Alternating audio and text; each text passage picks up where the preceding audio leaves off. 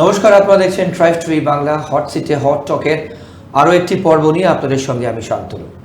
আপনারা প্রত্যেকে জানেন, চাকরিহারা যারা শিক্ষক, অশিক্ষক কর্মী, গ্রুপ সি, গ্রুপ ডি, তাদের কিন্তু আজ হাইকোর্ট আবারও ধাক্কা। রাজ্য সরকারের হাইকোর্ট কিন্তু অন্তর্বর্তীকালীন স্থগিতাদেশ দিয়েছেন 26শে সেপ্টেম্বর পর্যন্ত। যে ভাতা রাজ্য সরকার বলেছিল দেবে, অর্থাৎ গ্রুপ সি জন্য 25,000 টাকা এবং গ্রুপ ডির জন্য 20,000 টাকা, তার উপর কিন্তু স্থগিতাদেশ দিয়েছেন।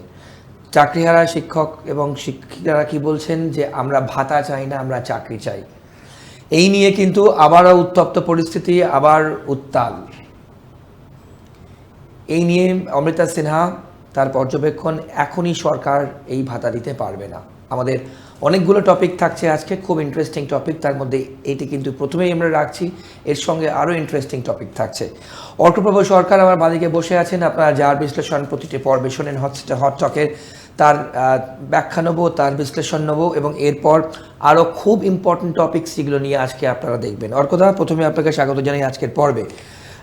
গ্রুপ সি এবং গ্রুপ ডি অন্তর্বর্তীকালীন স্থগিতাদেশ 26শে সেপ্টেম্বর পর্যন্ত, যেখানে 20,000 এবং 25,000 টাকা রাজ্য সরকার দেবে বলেছিল, পাবে না। ভবিষ্যৎ কীভাবে দেখছেন অর্কদা? প্রথম কথা, এই ধরনের সিদ্ধান্ত রাজ্য সরকার নেয় কী করে? সুপ্রিম কোর্ট যখন বলেছে যে এরা অবৈধভাবে যারা চাকরি পেয়েছে তাদের চাকরিটা গেছে এবং সঙ্গে তাদেরকে বেতন ফেরত দিতে হবে, সেই টাকা রাজ্য সরকারকে আদায় করে ট্রেজারিতে জমা করেছে? সম্ভবত করেনি। এখন যারা দুর্নীতি করে চাকরি পেয়েছে তাদের প্রোটেকশন দেওয়ার জন্য হঠাৎ করে সরকারের মনে হলো যে গ্রুপ সির জন্য 25,000, গ্রুপ ডির জন্য 20,000। তা এই সিদ্ধান্ত নেওয়ার যুক্তি কী ছিল? কার সঙ্গে আলোচনা করে নেওয়া হয়েছে? হীরক রানী ভাবলেন আর সঙ্গে সঙ্গে হয়ে গেল? এটা তো হীরক রানীর জমিদারি নয়। প্রথম কথা, এরা যে বেতন পাবে, বেতন বা ভাতা যাই বলা হোক না কেন, তার বিনিময়ে সরকার কি পাবে? ঘরে বসে বসে এরা টাকা পাবে? 25,000, 20,000 ঘরে বসে বসে টাকা পাবে, বিনিময়ে কি দেবে? আর এটা আমার আপনার করের টাকা, এটা রাজ্যের শাসক দলের তহবিল থেকে টাকাটা দেওয়া হচ্ছে না। তা আমার আপনার করের টাকা দিয়ে যারা দুর্নীতি করে চাকরি পেয়েছে, তাদের চাকরি গেছে, তাদেরকে ভাতা দেওয়া হবে? এটা কি মানবিকতার বিষয়? রাজ্য সরকারের সীমাহীন দুর্নীতির জন্য আজকের এই ঘটনাটা ঘটল। এখন শাক দিয়ে মাছ ডাকার ব্যর্থ চেষ্টা করছে। সরকারের ভয় আছে বিধানসভা নির্বাচনের আগে তৃণমূলের বিভিন্ন স্তরের নেতা দালালদের টাকা দিয়ে তোলা চাকরি পেয়েছিল, চাকরিটা গেছে। এখন ওই নেতাদের কাছে গিয়ে এরা চড়াও হবে টাকা ফেরত দেওয়ার, সেটা নিয়ে সামাজিক অস্থিরতা তৈরি হবে। সেটাকে ঠেকিয়ে রাখার জন্য এই কৌশলগুলো, যাতে কোনো রকমে বিধানসভা নির্বাচনটাকে কাটিয়ে দেওয়া যায় হুজুম বাজুম দিয়ে। তারপরে বলেছিলেন না যে এই গ্রুপ সি, গ্রুপ ডির জন্য আর একটা বিজ্ঞপ্তি জারি করা হবে, যাতে অন্য কোনো দপ্তরে তারা নিয়োগ পান। আসলে মাৎসন্যায় বললেও কম বলা হয়। আপনি আইনের শাসন মানবেন না, এখানে তো শাসকের আইন চলে, তার পরিণতি যা হয় তাই হচ্ছে। একটা দুর্নীতি করেছে তো এক্সপোজ হয়ে গেছে, সেই দুর্নীতিটাকে ঢাকবার জন্য আরও মিথ্যা কথা বলে যাচ্ছে, আরও হঠকারী সিদ্ধান্ত নিচ্ছে। কেউ যদি আইনের শাসন মানে, সে কখনো বলতে পারে যে দুর্নীতির অভিযোগে যাদের চাকরিটা সুপ্রিম কোর্ট বাতিল করে দিয়েছে তাদেরকে ভাতা দেব?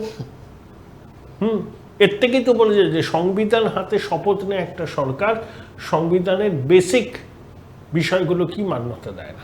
অর্কদা, যাদের জন্য এই ভাতা কিংবা বেতন যেভাবে আপনি বললেন, তারা বলছেন আমরা ভাতা চাই না, আমরা চাকরি চাই। সবাই চাকরি চায়।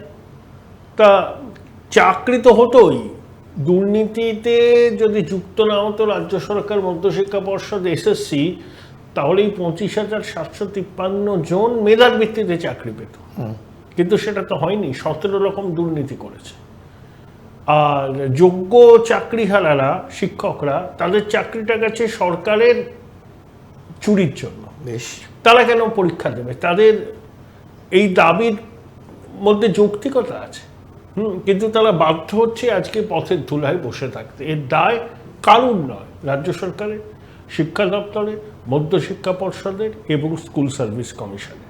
রিভিউ পিটিশন হরকদার রাজ্য সরকার নাকি ওয়েট করছিল তার আউটকামের জন্য, কিচ্ছু হবে না। এটা কি আরেকটা সেটব্যাক বলছেন? যতগুলো রিভিউ পিটিশনে সুরাহা মেলা খুব কষ্টকর, 99% মেলে না। এটাও একটা কুমিচ্ছানা দেখানো হচ্ছে, দেখো আমরা রিভিউ পিটিশন করেছি, কিচ্ছু হবে না। একটা চরম অরাজক পরিস্থিতির মধ্যে দিয়ে আমরা যাচ্ছি এবং আগামী দিনে এদের পাপের ঘোড়া পূর্ণ হবে। 4 সপ্তাহের মধ্যে হলফনামা দেওয়ার নির্দেশ দিয়েছেন হাইকোর্ট। হ্যাঁ, হাইকোর্ট দিয়েছেন, মাননীয় বিচারপতি বলেছেন 26শে সেপ্টেম্বর শুনানি হবে, দিক না হলফনামা। সম্পূর্ণ বেআইনি কাজ তো। আমার আপনার করের টাকা দিয়ে দুর্নীতিতে যুক্ত যাদের চাকরি সুপ্রিম কোর্ট বলেছে বাতিল হবে, তাদেরকে আপনি ভাতা দিচ্ছেন। বেশ, এটা হয়? অর্কদা আপনার একটা স্টেটমেন্ট নেব, খুব ইম্পর্টেন্ট। বিরোধীরা ইতিমধ্যেই বিজেপি এবং কংগ্রেস বলতে শুরু করেছেন যে সব থেকে বড় অপরাধী মুখ্যমন্ত্রী, এবং তিনি সেসব জানতেন এটা হবে, জেনেই তিনি বলেছিলেন আমি ভাতা দেব। হ্যাঁ, আমি তো বললাম তো, রাজ্য সরকার ভিকটিম কার্ড খেলতে চাইছে, যে এগুলো হাইকোর্টে চ্যালেঞ্জ হবে, স্থগিতাদেশ হবে, অক্ষরে মুখ্যমন্ত্রী গিয়ে বলতে শুরু করবেন শাসক দলে আমরা তো চেষ্টা করেছিলাম, আদালত আটকে দিচ্ছে, কি করব, আমরা তো চাকরি এক্স্যাক্টলি এটাই তৃণমূল কংগ্রেস বলছে, আমরা চাকরি দিতে মুখপাত্র চেয়েছিলাম, বলছেন যে কারা চাকরি খাচ্ছে দেখুন, কারা ভাতা আটকাচ্ছে দেখুন। এ হচ্ছে ওরা চুরি করেছে। এখন চুরিটাকে কি করে ঢাকবে, সেই জন্য এই ভিকটিম কার্ড খেলছে। এগুলো পরিকল্পিত, জানে এগুলো হাইকোর্টে চ্যালেঞ্জ হবে, হাইকোর্টে আটকে যাবে, স্টে অর্ডার পাবে। বাংলার মানুষকে ধোঁকা দিচ্ছে কিভাবে, যে আমরা চেষ্টা করেছি, আদালত আটকে দিচ্ছে। কিছু আইনজীবী চাকরি দিতে পারে না, তারা এইসব করছে। আসলে তুমি যদি নিয়ম কানুন মেনে নিয়োগ করো, সে মামলাই হবে না। তুমি তো মেধার ভিত্তিতে নিয়োগ করছো না, তুমি তো টাকার বিনিময়ে নিয়োগ করছো। তা যে কোনো সচেতন নাগরিকের প্রতিকার চাইতে আদালতে যাবেন, ভবিষ্যতেও যাবেন। তৃণমূলের আগে ভিকটিম কার্ড কালবার চেষ্টা করছে, এগুলো হয় নাকি? মানুষকে অত বোকা ভাবার কারণ নেই। ওরা যা বলবে মানুষ সেটাই বিশ্বাস করবে, একদমই হবে না। পরিষ্কার এটা হচ্ছে একটা কৌশল বা প্লয়, মানুষকে বিভ্রান্ত করা। ওকে অর্থাৎ এবার আমরা নেক্সট টপিকে যাব। আমাদের পরবর্তী টপিক সংখ্যালঘু ভোট তৃণমূলের খুব একটা বড় অ্যাসেট, আপনারা প্রত্যেকে জানেন। বিরোধীরা বলেন যে রাজ্য সরকার একটি পার্টিকুলার সম্প্রদায় অর্থাৎ সংখ্যালঘুদের তোষণ করে। এখন আমাদের প্রশ্ন, আমরা প্রশ্ন তুলছি, সব সংখ্যালঘু ভোট কি তৃণমূল কংগ্রেস পাবে? কারণ এর মধ্যেই ইতিমধ্যেই নানান কম্বিনেশন কিন্তু চলে এসেছে। আর কথা সব সংখ্যালঘু ভোট তৃণমূল কংগ্রেসের একটা বড় অ্যাসেট, সেখানে সংখ্যালঘু ভোট তৃণমূল কংগ্রেস সব কি পাবে, মানে ইন্ট্যাক্ট থাকবে? এর মধ্যে 90-91টা তো পাবেই, বিশেষ করে দক্ষিণবঙ্গে, উত্তরবঙ্গে পাবে না। বেশ, মুর্শিদাবাদে লোকসভা নির্বাচনে 3টে আসন জিতেছে ঠিকই, কিন্তু বাম কংগ্রেসও প্রচুর সংখ্যালঘু ভোট পেয়েছে। বেশ, মালদাতে তো কংগ্রেস একটা আসন জিতেছে। এখন একটা দাবি উঠছে, সংখ্যালঘুরা বলছে আমরাই তো এই সরকারটাকে এনেছি, একদমই, তো আমাদের রিপ্রেজেন্টেশন কোথায়? একজন আছেন গ্রন্থাগার মন্ত্রী, একজন আছেন কি একটা দপ্তর, মানে খুব গুরুত্বপূর্ণ নয়, একজন আছেন ফিরহাদ হাকিম। তো ফিরহাদ হাকিমকে বাংলার মুসলিম সমাজ, বাঙালি মুসলিমরা তাদের নেতা বলে মানেন না। বেশ, তারা এবার দাবি করছেন যে তৃণমূল যদি ক্ষমতায় আসে, মন্ত্রিসভায় আমাদের উপমুখ্যমন্ত্রীর পদ দিতে হবে। হ্যাঁ, যে আমাদের ভোটে নির্বাচিত হচ্ছে একটা সরকার, তা আমরা, আমাদের রিপ্রেজেন্টেশন কোথায়? মানে সংখ্যালঘু কমিউনিটি থেকে আপনি ডেপুটি সিএম এর দাবি বলছেন? ওরা উঠছে, ওখানকার যারা রাজনৈতিক নেতা আছেন তারা বলছেন, তারা ফিরহাদ হাকিমকে সংখ্যালঘু সমাজের প্রতিনিধি বলে মনে করেন না। বেশ, ওকে। মমতা বন্দ্যোপাধ্যায় মনে করতে পারেন যে ফিরহাদ হাকিমই সংখ্যালঘু সমাজের মুখ, কিন্তু তা নয়। সিদ্দিকুল্লাহ চৌধুরী গ্রন্থাগার মন্ত্রী, আর একজন আছেন রব্বানি নাকি কি দপ্তর, কেউ জানে না। মানে এগুলো হচ্ছে ইনসিগনিফিকেন্ট দপ্তর। হ্যাঁ, মূল দপ্তরগুলো দক্ষিণ কলকাতা 3-4 কিলোমিটারের মধ্যে। যাদের ভোটেই সরকার নির্বাচিত, তাদের প্রতিনিধিত্ব কোথায়? মন্ত্রিসভায় গুরুত্বপূর্ণ পদে। এই দাবিটা উঠছে যে সংখ্যালঘুদের মধ্যে থেকে গুরুত্বপূর্ণ পদে চাই, প্রয়োজনে উপমুখ্যমন্ত্রী পদ তৈরি করতে হবে। বেশ, ওর কথা হুমায়ুন কবির, শাসক দলের এমএলএ, যদিও তিনি এই দল ওই দল আগেও তার ইতিহাস আছে, তিনি বলছেন তৃণমূলের ভোট কমবে। সংখ্যালঘু ভোট কিন্তু তৃণমূল যা পেয়েছে, কংগ্রেস কিন্তু সেখানে থাবা বসাতে পারে। হুমায়ুন বলেছেন তো মুর্শিদাবাদে মানুষ। একটা বিশাল কনসার্ন, মানে যদি সংখ্যালঘু ভোট তা মুর্শিদাবাদে লোকসভা নির্বাচনেও তো বাম কংগ্রেস প্রচুর সংখ্যালঘু ভোট পেয়েছিল।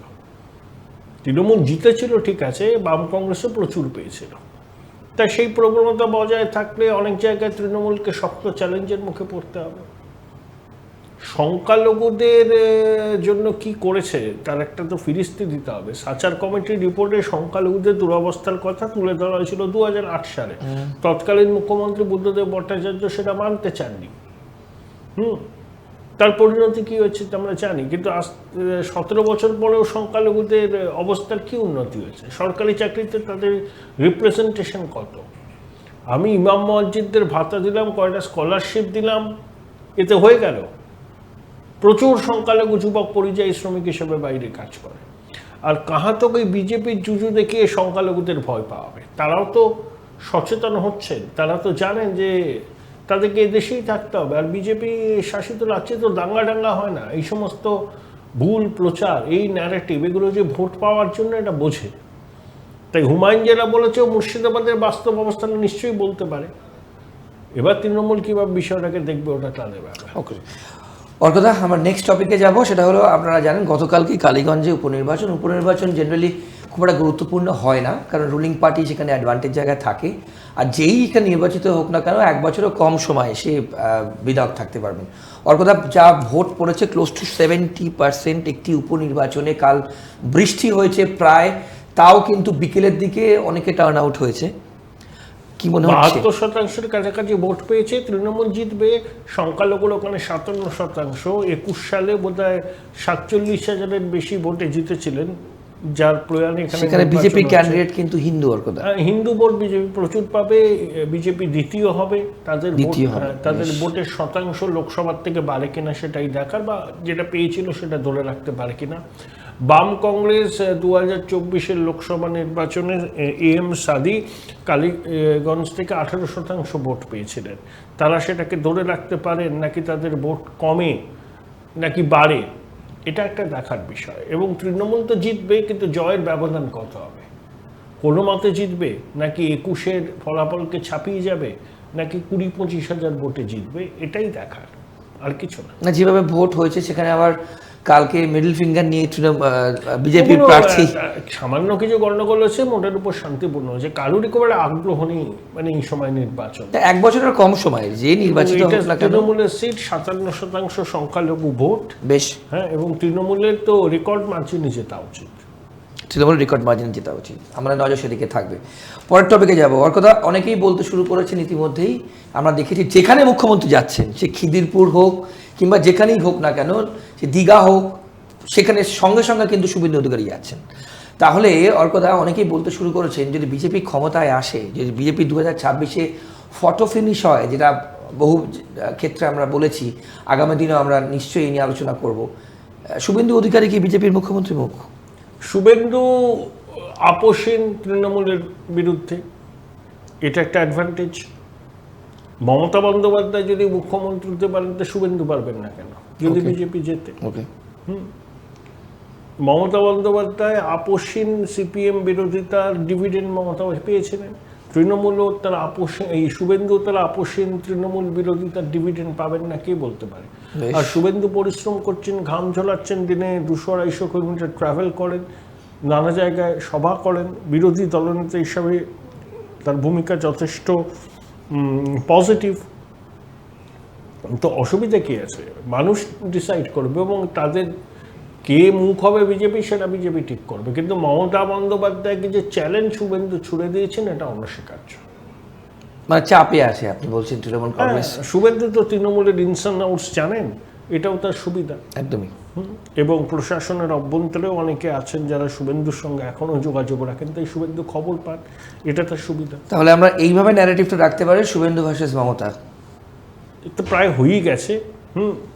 এবং শুভেন্দুকে আনুষ্ঠানিকভাবে বিজেপি তাদের মুখ হিসাবে তুলে ধরলে সেটাকে আনুষ্ঠানিকভাবে বলা যাবে শুভেন্দু ভার্সেস মমতা। খুব ইন্টারেস্টিং হবে যদি সেটা হয়। ওকে, পরের টপিকে আমরা যাব। আপনারা প্রত্যেকে জানেন মুখ্যমন্ত্রী কিন্তু রিসেন্টলি একটি প্রেস কনফারেন্স করেছেন, প্রায় উনি করে থাকেন, এবং সেখানে তিনি হঠাৎ করে বলে বসলেন যে প্রধানমন্ত্রী তো প্রায় বাইরে যান, দেশের বাইরে, দেশ চালাচ্ছেন অমিত শাহ। অর্কদা, এই অমিত শাহর ওপর মুখ্যমন্ত্রীর এইভাবে দুম করে আক্রমণ, এবং তিনি বলছেন অমিত শাহ কারণ কি? অমিত শাহ শুভেন্দুকে পছন্দ করেন, শুভেন্দুকে ট্রাস্ট করেন, শুভেন্দুর যে পরিশ্রম তাকে স্বীকৃতি দেন। নন্দীগ্রামে মুখ্যমন্ত্রীকে হারিয়েছিলেন শুভেন্দু, এটাও জানেন বিজেপির কেন্দ্রীয় নেতৃত্ব। তাই অমিত শাহ শুভেন্দুকে যদি মুখ্যমন্ত্রী মুখ হিসাবে প্রজেক্ট করে নির্বাচনে যায়, এটা শুভেন্দুর উত্তোলন এবং মমতা বন্দ্যোপাধ্যায়ের চাপ তো বাড়বেই। বিজেপির অনেক নেতা থাকলেও শুভেন্দুর মতো অভিজ্ঞ নেতা নেই। শুভেন্দু কার্যত জননেতায় পরিণত হয়েছে। বেশ। এবং যেখানেই শুভেন্দু যাচ্ছে সেখানে ভিড় উপচে পড়ছে। আর শুভেন্দুর ভিড় তো অর্গানাইজ ভিড় নয়, পুলিশ প্রশাসনকে দিয়ে তো ভিড় করা নয়, যারা যাচ্ছে ওর বক্তব্য শুনতেই যাচ্ছে। বেশ। এবং শুভেন্দু তৃণমূলের ইনস অ্যান্ড আউটস জানে, সেটা অমিত শাহ জানে। তাই তৃণমূল থেকে বিজেপিতে এসছে বলে তাতে কি হয়েছে? শুভেন্দু 5 বছর আগে এসছে, এখন বিজেপি সিস্টেমের সঙ্গে নিজেকে মানিয়ে নিয়েছে। তাই অমিত শাহ তার উপর ভরসা রাখছে। এবং শুভেন্দুকে যদি মুখ্যমন্ত্রী মুখ হিসাবে বিজেপি তুলে ধরে, তার পিছনে অমিত শাহের ভূমিকা থাকবে। এটাই মমতা বন্দ্যোপাধ্যায়ের ক্ষোভের কারণ। এবং Amit Shah hard not to crack, যে কোনো মূল্যে ক্ষমতা পশ্চিমবঙ্গে দখল করতে তিনি চান, সেটাই। এবং মমতা বন্দ্যোপাধ্যায় অমিত শাহ বয়সে ছোট, মোদিজির সঙ্গে তার যদি একটা ব্যক্তিগত সম্পর্ক থেকেও থাকে, অমিত শাহের সঙ্গে নেই। আমি এখানে আপনাকে একটা ট্রিকি কোয়েশ্চেন জিজ্ঞেস করতাম। দুজনের সঙ্গেই প্রধানমন্ত্রী এবং স্বরাষ্ট্রমন্ত্রী, কেন্দ্রীয় স্বরাষ্ট্রমন্ত্রী অমিত শাহ এবং নরেন্দ্র মোদী, দুজনের সঙ্গেই যদি আমি মুখ্যমন্ত্রীর সম্পর্কের কথা বলি, একটু যদি ব্যাখ্যা করেন। মোদিজির সঙ্গে সম্পর্ক, তিনি মাঝে মাঝে আক্রমণ করে ফেলেন অমিত শাহের সঙ্গে প্রধানমন্ত্রীকে, আবার ঘনিষ্ঠ, কারণ দুজনেই সমবয়সী, প্রায় 3-4 বছরের ডিফারেন্স। মোদিজি যখন মুখ্যমন্ত্রী হয়েছিলেন 2003 সালে, নির্বাচনে যেতে মমতা বন্দ্যোপাধ্যায় ফুলের তোলা পাঠিয়েছিলেন বোধরার পরের নির্বাচনে।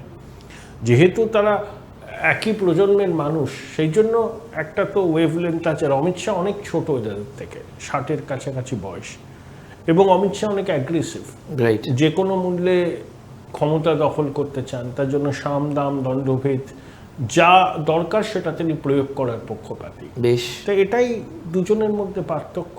এবং অমিত শাহ যেহেতু টোটাল ইলেকশন ম্যানেজমেন্ট থেকে শুরু করে ক্যাম্পেইন স্ট্র্যাটেজিগুলো দেখেন, এবং এজেন্সির পরিচালনাও তার হাতে, এবং সেই জন্যই অমিত শাহকে আক্রমণের লক্ষ্যবস্তু করছেন মমতা। ওকে, এবার শেষ টপিকে আসবার কথা, খুব ইন্টারেস্টিং। পশ্চিমবঙ্গের জন্মদিন, পশ্চিমবঙ্গের জন্মদিন নিয়ে, এই দিন নিয়েও কিন্তু বিভিন্ন রকম স্টেটমেন্ট আসছে শাসক দল এবং বিরোধী দল। অর্কদা, আপনার বিশ্লেষণ। 20 জুন 1947 সালে পশ্চিমবঙ্গ আইনসভায় বঙ্গভঙ্গের প্রস্তাব পাশ হয়েছিল। তাতে বামপন্থীরা জ্যোতিবাবু, রতনলাল ব্রাহ্মণ সবাই ভোট দিয়েছিলেন প্রস্তাবের পক্ষে। বিধানচন্দ্র রায়, কে ছিলেন না, NC চ্যাটার্জি, প্রচুর শিল্পপতি, আইনজীবী, এরা বাংলা ভাগের পক্ষে ছিলেন।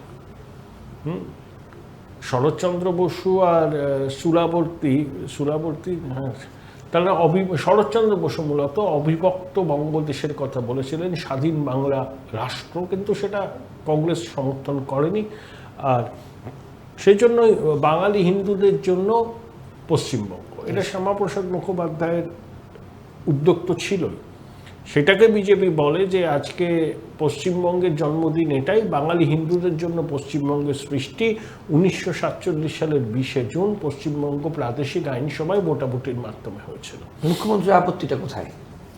এটা দেশভাগের তিক্ত স্মৃতি, দাঙ্গা স্মৃতি উস্কে দেয়, সেই জন্য উনি ওটাকে আর সামনে আনতে চান না। বিজেপি এটা আনছেন মেরুকরণের জন্য, যে বাঙালি হিন্দুদের হোমল্যান্ড হচ্ছে পশ্চিমবঙ্গ। ওকে, মানে বাঙালি হিন্দু, তাদের হিন্দু ন্যারেটিভটা তৈরি করা, 47-এর ডাইরেক্ট অ্যাকশন ডিএপি, এই সমস্ত বিষয়গুলোকে যদি সামনে আনা যায়, তাহলে হিন্দুদের মনে যে দেশভাগের স্মৃতি আছে, সন্ত্রাসের স্মৃতি আছে, ঘর ছাড়া স্মৃতি আছে, সেটাকে উস্কে দেওয়া যায়। ওকে, এবং এই ন্যারেটিভটাকে প্রতিষ্ঠা করা যে পশ্চিমবঙ্গ হচ্ছে বাঙালি হিন্দুদের জন্য, সেখানে হিন্দু আজকে নিরাপত্তাহীনতায় ভুগছে। ডক্টর শ্যামাপ্রসাদ মুখোপাধ্যায় হিন্দু বাঙালির জন্য পশ্চিমবঙ্গের সৃষ্টি করেছিলেন। ওই 47 সালের 20 জুন ভোটাভুটির মাধ্যমে পশ্চিমবঙ্গের সৃষ্টি হয়। ওকে, সেই জন্য এটাকে তারা পশ্চিমবঙ্গে জন্মদিন করে। বেশ, ওকে। অর্কদা অনেক ধন্যবাদ। আমরা অনেকগুলো টপিক নিয়ে কথা বললাম। আপনারা দেখলেন আজকের পর্বে কিন্তু আমরা অনেকগুলো বিষয় রাখলাম, এবং সব থেকে যেটা প্রথমে আমরা ডিসকাস করেছিলাম সেটা হচ্ছে গ্রুপ সি এবং গ্রুপ ডি কর্মীদের কিন্তু স্থগিতাদেশ দিয়েছে কলকাতা হাইকোর্ট। 26শে সেপ্টেম্বর পর্যন্ত অন্তর্বর্তীকালীন স্থগিতাদেশ দিয়েছেন বিচারপতি অমৃতা সিনহা, যার ফলে যে ভাতা রাজ্য সরকার বলেছিল অর্থাৎ গ্রুপ সি এবং গ্রুপ ডির জন্য 25,000 এবং 20,000 টাকা করে, সেটা কিন্তু আপাতত দেওয়া যাবে না। আবারও কিন্তু ধাক্কা রাজ্য সরকারের, যদিও চাকরিহারা শিক্ষিকারা বলছেন আমরা ভাতা চাই না, আমরা চাকরি চাই। এর সঙ্গে আমরা আরও অনেক ইম্পর্টেন্ট টপিক নিয়ে কথা বললাম, যার মধ্যে সংখ্যালঘু ভোট তৃণমূলের যেটা সবথেকে বড় অ্যাডভান্টেজ, সেটা কি ইনট্যাক্ট থাকবে, অর্থাৎ তৃণমূল কি সব সংখ্যালঘু ভোট ধরে রাখতে পারবে, নাকি কেউ থাবা বসাবে? যদি থাবা বসায়, হিন্দু ভোট যদি সুইং করে, তাহলে কিন্তু ফটো ফিনিশ আগে আমরা বলেছি। আর কালীগঞ্জ, যেখানে কাল উপনির্বাচন হয়েছে, সেখানে অ্যাডভান্টেজ তৃণমূল, যেরকম অর্কপূর্ব সরকার বললেন। দেখতে হবে সেইখানে যে বিরোধী ভোট অর্থাৎ সংখ্যালঘু ভোট এবং হিন্দু ভোট বিজেপি দ্বিতীয় স্থানে থাকবে, আমাদের প্রেডিকশন সত্যি কতটা থাকে। এইসব নিয়ে আমরা কথা বললাম। আজকের পর্বে এই পর্যন্তই। অন্যান্য সব খবরের জন্য আপনাদের চোখ থাকুক ট্রাইব টিভি বাংলার পর্দায়। নমস্কার, ভালো থাকবেন।